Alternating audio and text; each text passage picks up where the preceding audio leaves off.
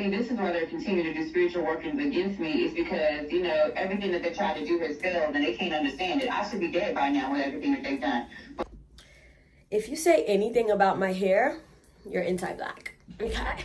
See my face. You know what it's given. Yeah. I'm back with another spooky story. Yes, I am. Cue the intro.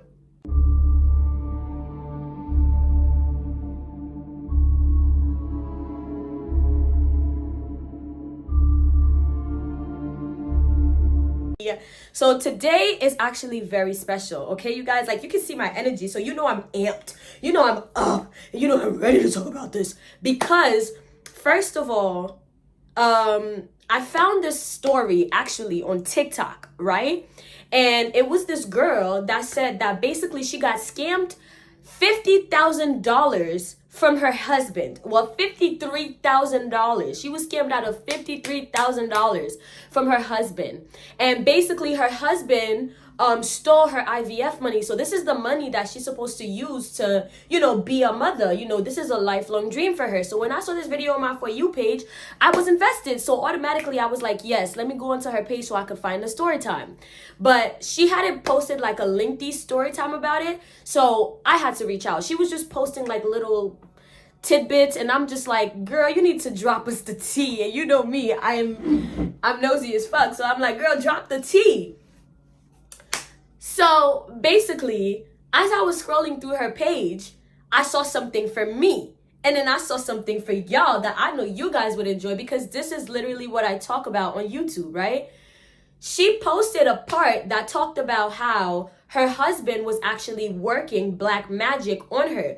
And it wasn't even just her husband alone. It was her husband and this whole gang of people that he was affiliated with.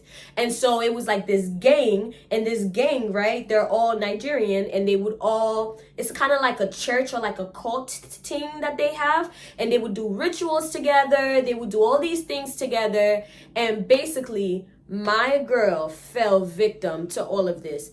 And before I even get on with this story, I know I have this channel to tell you guys about all the dangers of spirituality and voodoo. And you guys don't know about those dangers because a lot of you guys, some of you guys are American, or some of you guys just straight up don't believe in voodoo. This happened to a fellow African-American woman who had no idea that dark magic, voodoo, witchcraft, hoodoo, all of these things was even a thing. She is an African-American woman who grew up in church. And so this has been her first ever spiritual attack. And based off of what she told me, you guys, she's being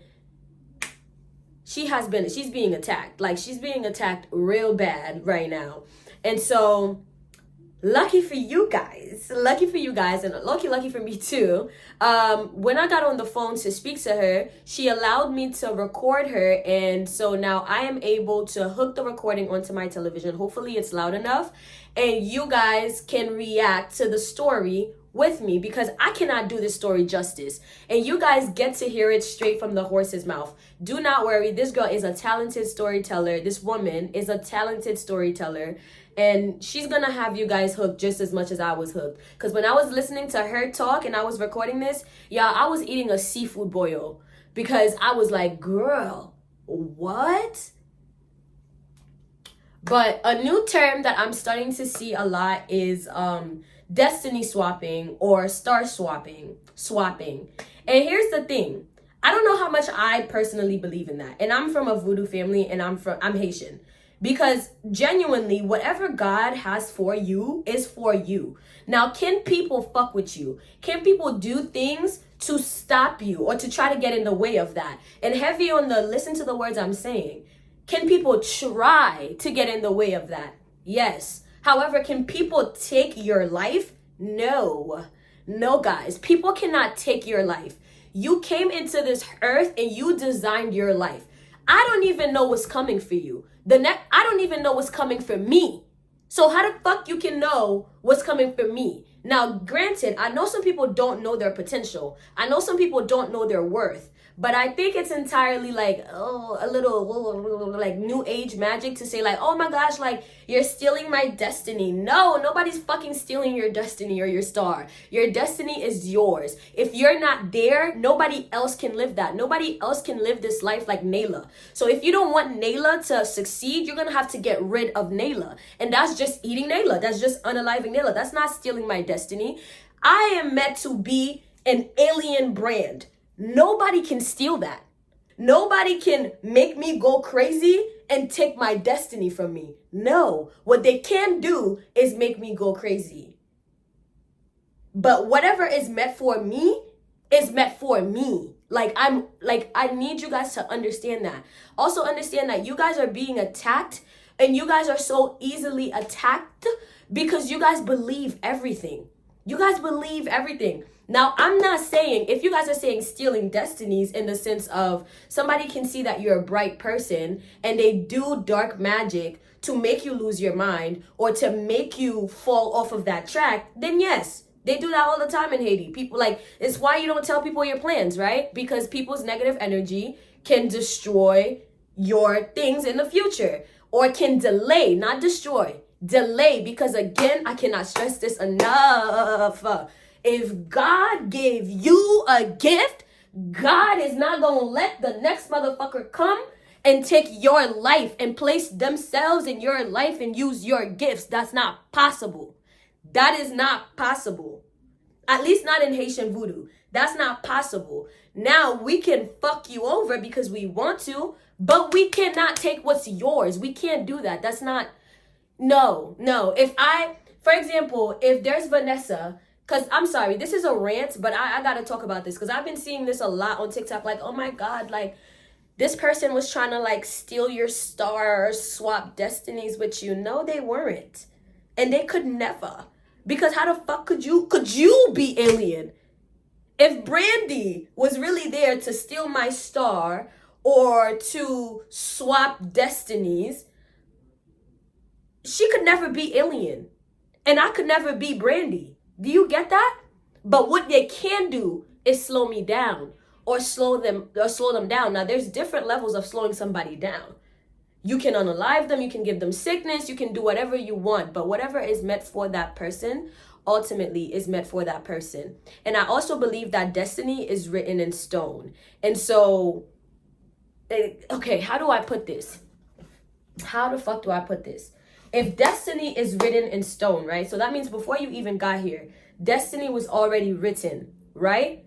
Wouldn't that mean that whoever is like running you through this spiritual wheelhouse, right? Wouldn't you just say that was your destiny? It was your destiny to learn about voodoo and to learn how to protect yourself and to become more powerful than the people who are putting you through the wheel. It was your, how do I put this? It was always going to happen to you, is what I'm saying. It was always going to happen to you. And it's all about how you learn from the situation and how you get yourself out of it. Nobody is stealing something that God gave to you. Unfortunately, that is your story. That has been your story, and that's just what it is. It's a part of your story. Nobody's taking what's yours. Okay, I think my rant is officially done because I'm like, this whole destiny swapping, like, oh my God, like she wanted my light. She wanted my life. She wanted my light. And so, she swapped destinies with me. So now I'm living her poor, unfortunate life. And now she's living my rich, abundant life. No, baby, that's not what happened. And God would not allow that either, because every voodoo, everything goes through God. So God wouldn't allow that. Unfortunately, if you're living an unfortunate life, it was already in the books for you. That was already your destiny. Nobody can steal your destiny. Anyway, now that I'm done with that rant, and if you guys disagree, I'm open to understanding, because apparently this is a thing that's common in Africa. I'm from Haiti. This is not a thing in Haiti. Like swapping, this is not a thing in Haiti. This is not a thing in Haitian voodoo. Not at all. But I'm hearing that this is a thing that's very common in Africa. And maybe if I hear more stories about, she stole my life. Like, I know for a fact I was supposed to be on Disney Channel And then when I met this person, I got sick, and now she's on Disney. I don't know, like, maybe she was always meant to be on Disney Channel. You know what I'm saying? She didn't steal your Disney Channel opportunity. She just fucked you over. That was your destiny. It was always gonna happen. You just had to learn how to protect yourself so that doesn't happen the next time. But anyway, wow, I went into this whole full rant in this video. Y'all, so yes, so now I'm gonna get my phone so I can put on the lady talking about her experience. And y'all, I can even begin to even give y'all a backstory or how we winded up here. But long story short, she was scammed out of $53,000, and her husband was working witchcraft on her, voodoo on her, and so was his side chick, and so was his brother. And so this woman was literally being spiritually attacked from like 3 different directions, or multiple different directions. And this is her story.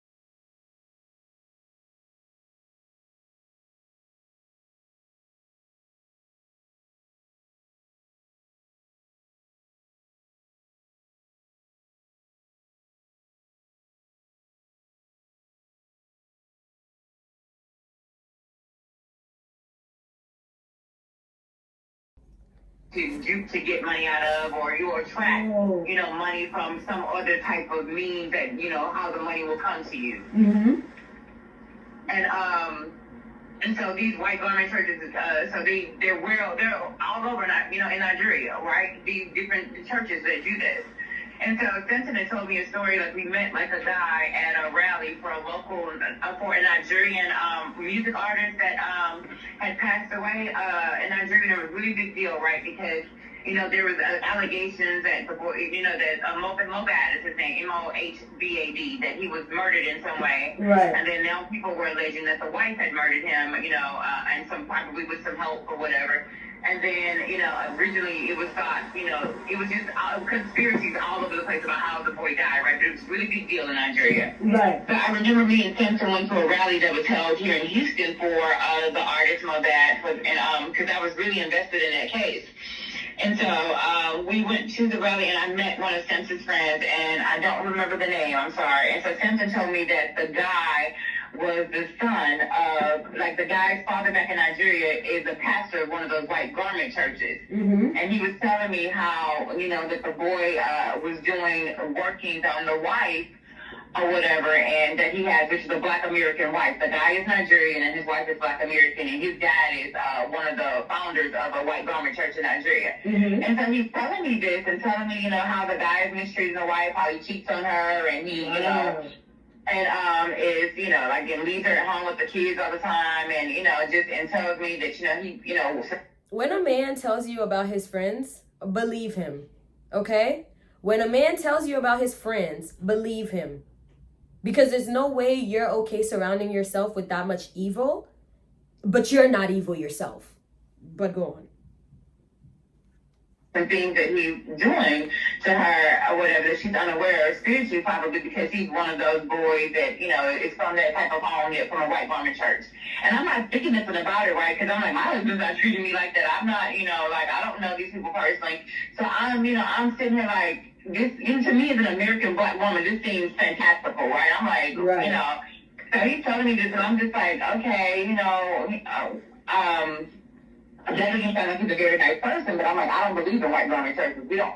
And there maybe there's some even in the U.S. I'm not really sure. I've never I didn't have this in my mind, right? I'm not somebody that does that. I'm not looking to go seek fortune or destiny or whatever through, no type of, whatever voodoo means or juju means. That's what they call it. They call it juju over there. And so, but akin to us on this side, I guess voodoo would be the closest thing, or some sort of, root work, or I guess, hoodoo. Mm-hmm. And so I would tell him, I would be like, so when you tell me that, I just put it to, behind me. It never occurred to me, like, how would you know this so intimately about him, unless he was some sort of close associate to you, or, or he's a friend, or he just made it seem like, oh, I know the guy from Nigeria, right?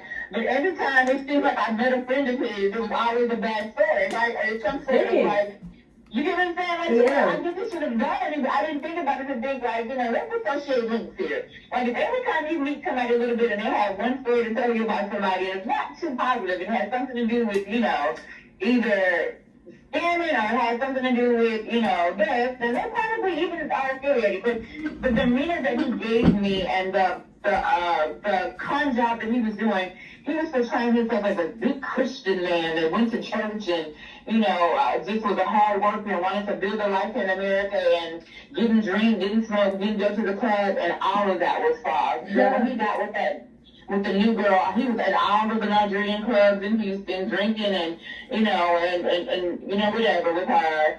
And so, I mean, the facade, he can be himself with her, right? They were two of a kind, so she does the same thing he does. So she's the girl version of him, basically. So he was able to let his true self, come down with her and get rid of the con job he was doing with me and be himself with her. So, then also in terms of what happened, so what else did they do in these over there in Nigeria is they have these altars or whatever, right? That they go and they pay people to basically pray on your, like PRAY, like pray on your photos and do different, black magic workings at these altars to you. So they can just have a picture of you, right? Mm-hmm. And they'll use a picture. This is why when I first moved to America, I was always so skeptical about posting my pictures online. Because I know in Haiti, like it made no sense to me, the concept of social media, because I knew in Haiti that all you really needed to work some black magic or voodoo on somebody was a picture of them. So.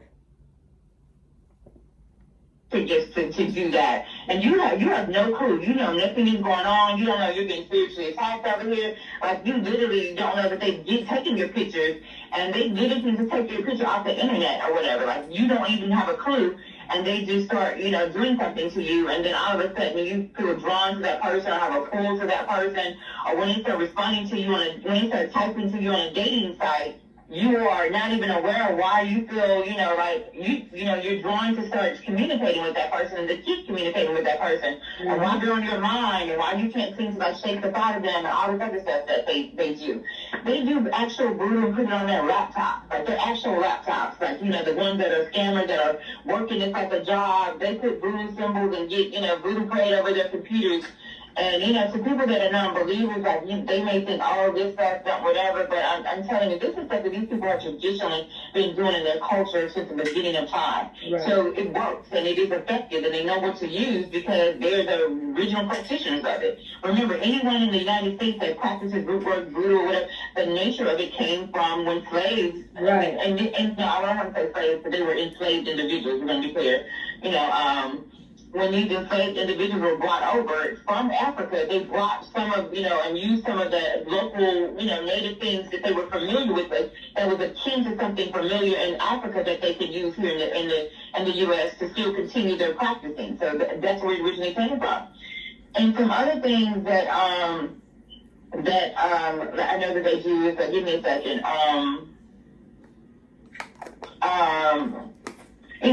That Sam mentioned to me, he mentioned to me that some people would do rituals where they would offer up a family member or somebody close to them to be killed in order for them to have riches and to have money and for money to be given to them and for them to have wealth. Or whatever. He never specifically mentioned to me that he was a participant in that, but, he definitely had knowledge of it and to express it to me, if that makes any sense. And then what was done to me is that my brother-in-law, his brother Tessam, was asking me for photos of myself all the time, right? Or if I put up pictures And then I said, I didn't think anything of it, right? This is my brother-in-law. I'm just saying, we have a good relationship. We're communicating. And, and he was telling me that, he was asking for my pictures because her mom was asking about me. Because the mom spoke their language, Yoruba, but she didn't speak much English. So her and I would communicate by text from translating for me primarily, and she would say small little words to me in English or whatever, like I love you or bye or, I see you, or, just whatever, some things to be affectionate with me. To this day, I don't know if that was truly the mother speaking to me. It became known to me that sometimes they pay people off the street, $1 or $2 to speak with you and to, kind of be part of the con job and just, cajole you and make you feel like you're really talking to family members, but they're really not. They could be just strangers that are around or whatever. But the lady that I was talking to, I will say that her voice always sounded familiar, so I believe it was the same lady. And then I will say that she also would, call him all the time and pray for him. Again, it's in the language, so I don't know what she's saying while she's praying. She could have been praying for my downfall, for him to continue to be able to, juju me, I don't know. But, I think it was the same way, because maybe it very well has been his mom that I was speaking to, because, like I said, the cadence of the woman's voice is always the same.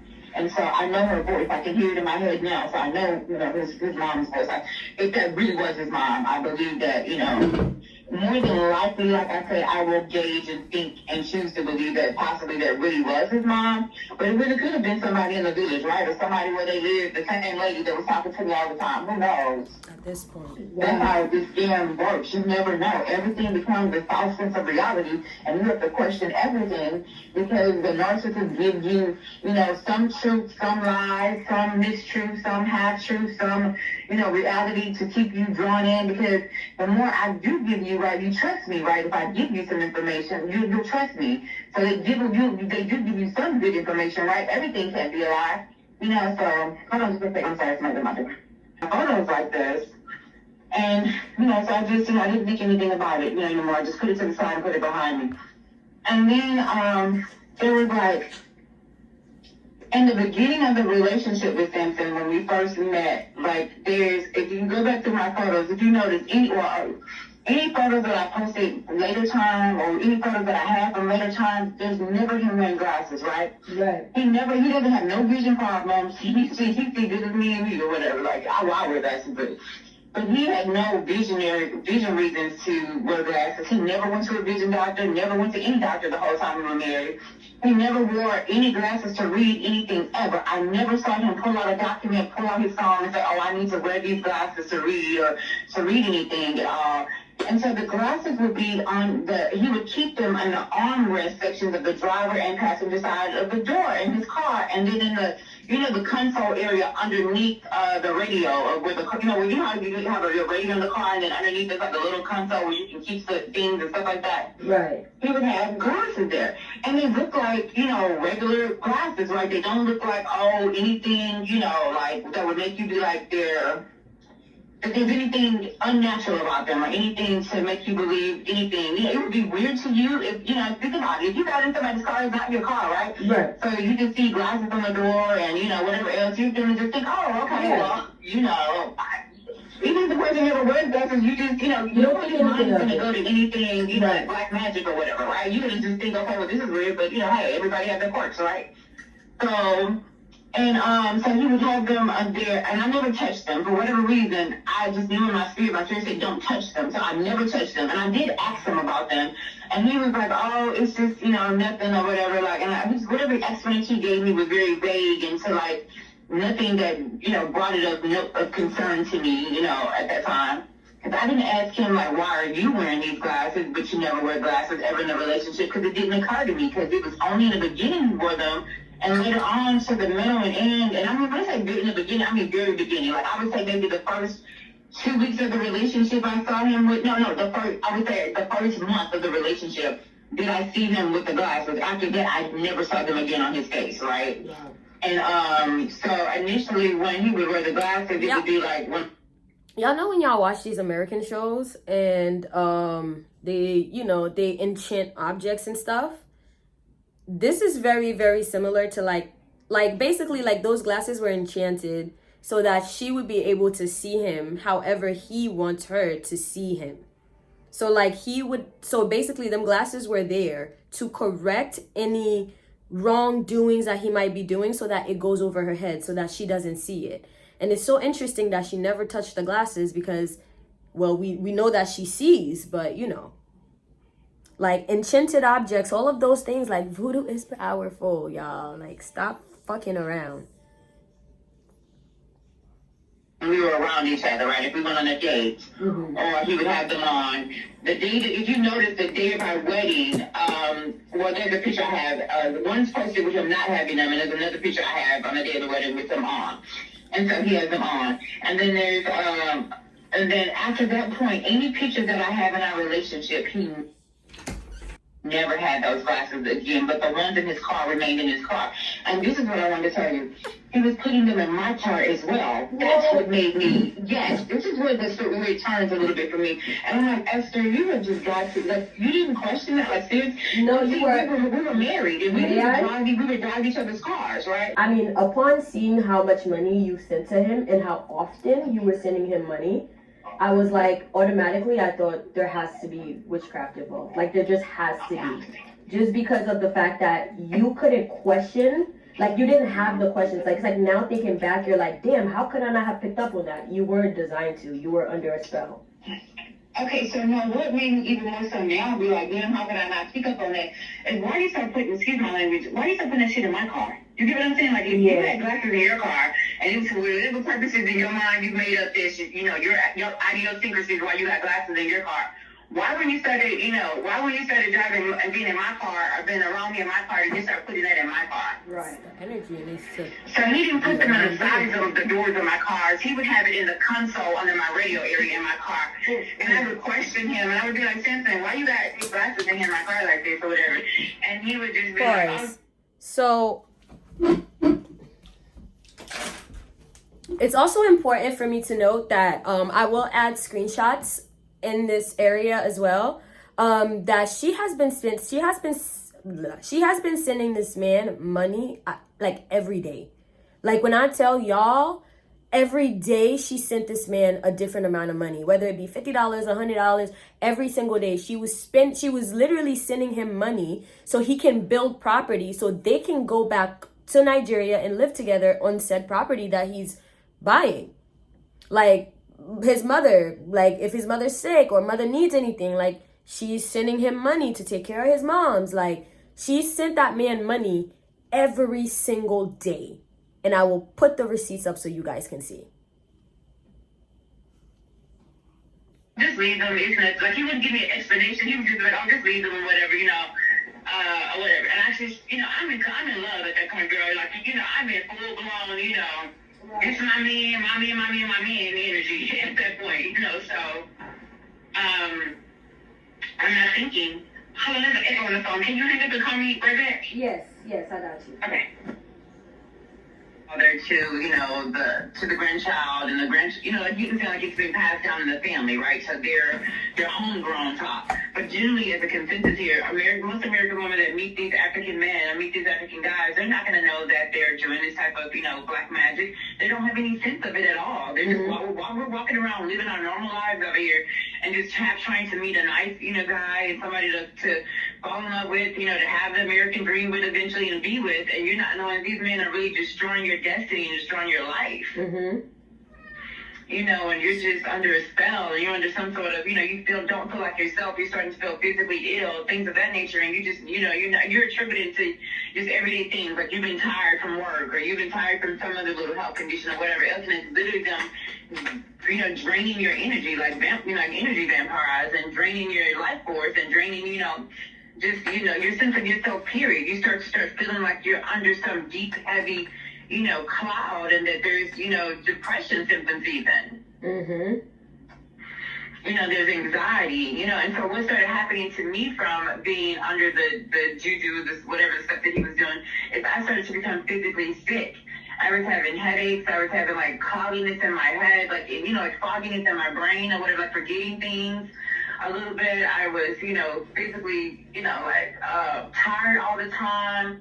You know, there were like depression symptoms there, like the will and the desire to get up and do things like I normally, because normally I'm a go-getter. Normally I have plenty of energy. I'm able to just, go, until my body says, like, Esther, you got to chill. You know what I mean? But Right. in this instance, I wasn't myself or whatever. Like, I literally was a shell of myself. Things that I normally would go do, get my hair done, get my nails done, things that I normally do to relax. I had no interest in doing those things. And, my sister would come and go, what's going on? And so, like, you always get your nails done. You always get your, your pedicure done or your hair done. Why are you around here, And I just was in a fog, and there's something I couldn't figure it out, and then like the extreme anxiety, like I never had anxiety like that. I started to have signs of paranoia, like I began to think people were just staring at me and looking at me for no reason, and I don't have any sort of mental illness at all in terms of that type of thing, right? Mm-hmm. So when it starts happening to you, you don't know what's going on, and you start to feel even more depressed, even outside of whatever the stuff is making you depressed, because you start thinking, you're afraid to tell anybody, right? You think people are going to think that you're crazy, or think that you're, if you mention to them how you're feeling, that they're just going to, be dismissive of it, and you just don't know what you're even trying to tell somebody you're feeling to even ask for help. So,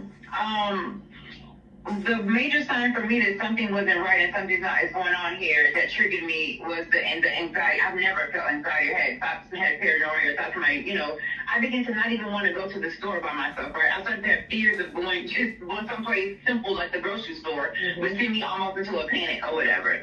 And, so I knew that something wasn't going on. And my best friend said to me, she said, Esther, you never had that before. What's going on? And so I started going to a therapist literally 2 weeks before all of this came out about the other stuff that I found out everything. I started going to a therapist trying to help myself to figure out what was going on, what was causing the anxiety. That's how bad it got, to the point that I had to seek therapy. When I would talk to Simpson about, the anxiety and the fears that I was having and the paranoia and the feelings of people staring, things of that nature, he acted like it was just nonchalant, like it was nothing or whatever. Like, so he started going places with me all the time, right? Like, just to wherever I went, he would be like, oh, I'll come with you. Oh, I'll go with you. And I'm just thinking, oh, he's been an amazing husband. He's trying to go with me to make sure that I'm okay and I'm not having anxiety and I'm not. No, he was going with me so that he could make sure what he was doing was working. He wanted to see how effective it was and to make sure that it was still, affecting me. And maybe possibly he wanted to, maybe a little bit, part of him wanted to make sure that it wasn't going to drive me over the edge, or maybe he was looking to be with me everywhere and just control and have it continue to work on me to the point that it drove me to madness. I really don't know what he's capable of, but I believe he's capable of anything at this point. So I don't know what the end game was, if that makes sense. Right. And then what else about it? And so, then Simpson would have like little stuff around the house, right? Like you have little, objects or stuff. Like, and I'm not paying any attention to it because it's, this is his home too. If he wants to feel comfortable and put something around, I'm not thinking anything about it. And, but it was just, and then when I packed up all his stuff or whatever, originally packed up his stuff when I figured out he was stealing from me, I found a ring and a wooden box. The wooden box, it was like if I could describe it to you, it was beautiful. I will admit that. It was like a dark wood box. It had markings on it, like deep markings of like carvings or like inscriptions or whatever. Not words, but more like, if I could describe it, it's more like, I guess, like, not words or not, it's more like, I guess it would be inventions. You know how, like, if you ever seen, like, something where people do wood carving and they carve, like symbolism or some things into a box, like that's how the box was. And it only had that ring in it. Now that I know that he's married in Nigeria, could that have been his wedding ring? Possibly. But at the time, I'm like, why would it be in the closet hidden and then it's in a wooden box like this, no inscription on it as to what it is, and it's just there or whatever. So I believe that was another object of some sort of, the juju. Possible. Wow. And I don't know if you ever heard that from somebody before, but it was, and I wish I would have taken a photo of the box, but at the time, I was just trying to get rid of anything that belonged to him that was around me. I even threw the Bibles away that he had in the house at that point. That's how deep it was for me to get rid of anything, any object, anything he'd even touched in that house. Wow. That's I was really, like, truly wicked. Yeah, and then he was making me sick, right? And he knew he was the cause of the extreme anxiety. He knew that he was the whatever, you know, and then one day he called me like after I had found out about the cheating and stuff and whatever else, right? I'm just sitting there, and I had put up a post on WhatsApp. You know how like a status on WhatsApp, it just stays up there 24 hours and it disappears. Yeah. And I had put up a post there, and I was like, I'm so mentally tired right now. And when I said that, I did mean mentally tired, but I also meant like mentally tired from being in relationships where you just put your all in, and eventually you find out the person is, you know, betraying you. Whatever. That's what I was referring to, right? Mm-hmm. So when I made it, not that I was in some sort of crisis or something, but he called me and he showed me that somebody had forwarded him a copy of the status that I put up that I'm mentally tired, and he said, "Are you okay?" And I'm like, what does that mean? Like, I'm like, I'm answering him, you know, because at that point I'm in the throes of finally knowing that you had committed adultery and cheated on me. Right. So I was like, I'm fine, Sam. So like, why, you know, like basically irritated, like, why are you calling me? I'm fine, you know, and I hung up. Now I know that, you know, who sent you that photo state, you know, what I'm saying, I'm mentally tired. Like, you were calling to see if y'all had driven me to the point, I guess, of wanting to do something to myself. You get what I'm saying? Like, it was the weirdest of conversation. Like, why would you, when I put up a status about me being mentally tired, why would you call and check on me? And it's not that you found it, somebody else had sent it to you to show you that, hey, this is what this girl put up on her status, like, you need to whatever, you know? Right. And it's like, you know, that was so weird to me. Definitely. And I'll tell you something else, though, whatever, right, between me and you. Mm-hmm. Like, the girl Lola that you in Black Magic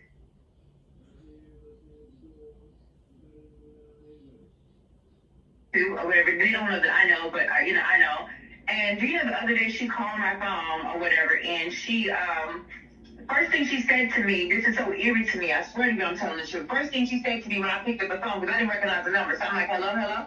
And she's like, are you okay? Without introducing herself, telling me who she was, said, are you okay? Are you okay? And said it like that to me, like in a loud voice, just like that. Mm-hmm. And so I know these people. I know they'll do anything, right? So I didn't want to be accused of her maybe trying to spin it somehow if she had my voice by telling somebody, oh, I'm calling her and harassing her or doing something to her. So I didn't answer. I immediately hung up the phone because it creeped me out. And then I was like, you know, then I was pissed, and I know that I would have, you know, my energy, I would have cussed her out. So she would have had me, like, cussing her out or something on the recording, right? So I didn't want to go there with her. So I was like, no, don't feed into whatever they're trying to do. I know that they're planning something. Don't feed into it. That's just what I told myself. Right. But that was really weird to me. Like, why would you call somebody, and this is this man's wife, and you know that you're the other woman, and why are you calling me, period, right? Even if I am blessing you on, you know, whatever. And why was the first thing you said to your mouth to me, am I okay, as if I'm not supposed to be okay? What am I supposed to be other than okay? What are you doing then that you would call me and say that to have me be anything other than okay? Yeah, God is really holding you down, sis, because it really doesn't. No, let me tell you. Now I'm gonna cut it off between the me and her talking part, you know, because I'm only willing to release whatever she's comfortable with, because I know that she got her own thing going on, and I don't want to, you know, step on that, get in the way of that. I'm already grateful enough that she's allowing me to tell her story, and she's allowing me to use her voice note to tell the stories. So I'm gonna respect her boundaries. But I have a couple of more, because we spoke on Friday, you guys. So we spoke on Friday, and today's Wednesday, and I'm recording this story time. And she literally tells me, like, oh my gosh, girl, I have more to the story that's gonna make this, you know, more interesting, that's gonna go with, you know, the theme. And I'm like, girl, more? So we get on the phone, and this is what she had to say. It doesn't have to be like this. Please.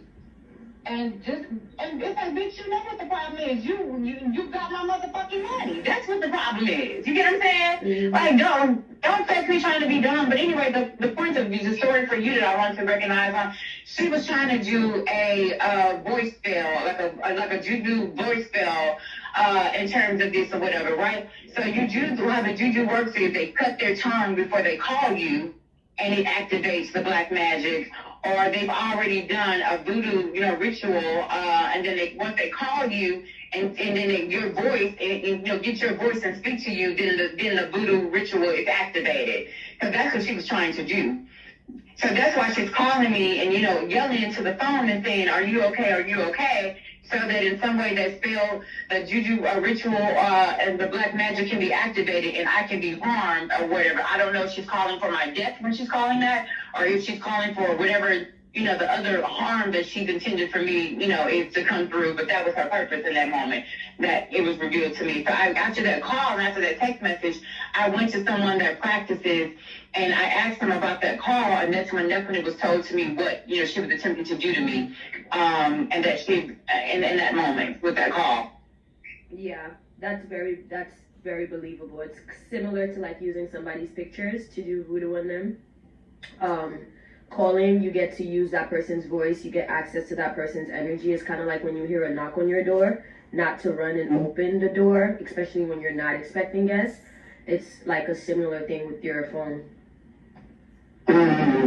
Yeah, so yeah, that's what was confirmed for me too. So, because I'm a Black American woman. It's just running into the situation where my fake love scammer husband has brought somebody else equally evil to him into my energy and in my space and in my world. I don't really know. So I don't know. I don't have people that practice juju, here in my world. So you wouldn't know anything about this unless you went to somebody to talk to them about what's happening, so that you could be spiritually as well as physically, safe. When you know that these people are practitioners and they're evil, right? So, I thought that was if there's anything you guys get from me, anything, because I know some of y'all love to sit in my comments, and I'm not saying it's all of y'all. It's like a very small minority, but I still see the comments. Y'all love to sit up there and try to dissect each story, like, how could this, or how could, but didn't you, how could... I don't have time to answer your ifs, ands, or buts. Like, we're talking about magic right now. Something I literally could not prove. If you guys get anything from me, it is what this lady is literally telling you guys. A lot of y'all grew up around no voodoo. You guys don't know. And ignorance is bliss, okay? Like, you have people around you, like, you probably don't even know why, as an American, why you're in hell. You probably don't even know why. You probably don't even know why you're depressed. You probably don't even know why you want to take yourself out. You are being preyed on because you're ignorant. You don't believe in that shit. Like, that shit can't happen. This shit can't happen. Okay, wap con Josh. Let me continue. This, like, magic exists. Evil people exist. Like, people are out here getting preyed on and may not even know it. So I think your story, being that you are an American woman who wasn't even in that lifestyle, who didn't even know about these types of things, it's a good thing you're spiritually inclined and you were able to. Because my ancestral team is guiding me. It's not just me alone. Because I wouldn't know half of the things that I know, or to how to navigate against this and move forward. And see, this is why they're continuing to do spiritual workings against me, is because, everything that they tried to do has failed and they can't understand it. I should be dead by now with everything that they've done. But my spiritual team, they don't want to see them. And then God itself has judged these individuals about this situation. So every time they try to do workings against me, all it's done is manifesting in their generations. It's, even harder. Because God has already deemed this situation and told them, like, you've been judged. Right. Right. Anytime any of the magic that you're doing, it does not work. Anytime that you don't see, this woman is still standing. She's standing strong even. You get what I'm saying? Right. Like, that means that it's not working. So why is it not working? It's because they believe in the juju that some you have to still work through God in some way, or through spiritual, yes, and in order for this to work. They're using that, right? So if it's not working, that means them themselves know that God has said you can't touch this woman and do this woman no harm. Yeah, with voodoo, everything that you do has to go through God. Mm-hmm. Even if, that's why we say, like, what you perceive as negative or what you perceive as evil it's just based on perception. Because with voodoo, we go through God first. Like, so if God wants me to unalive or to kill this person, if God gives me the permission, with only God's permission, I'll be able to kill this person or to attack this person. So everything happens through God with any type of magic that you really do, for real. So if God says no, then the answer is no. It doesn't matter what they do, what ways they go around, like When God said no. Jesus say yes, Exactly, that's what the nobody current, and then can they, say can't no. believe it. They can't understand it. So, they're still trying to do whatever they can do and spend the money to give it to practitioners even, to do the work, and it's still just not working. So that's what Spirit has revealed to me. So, Thank you so much for taking this time to telling me your story. I'm getting ready to go record it right now. I have to get to work really soon.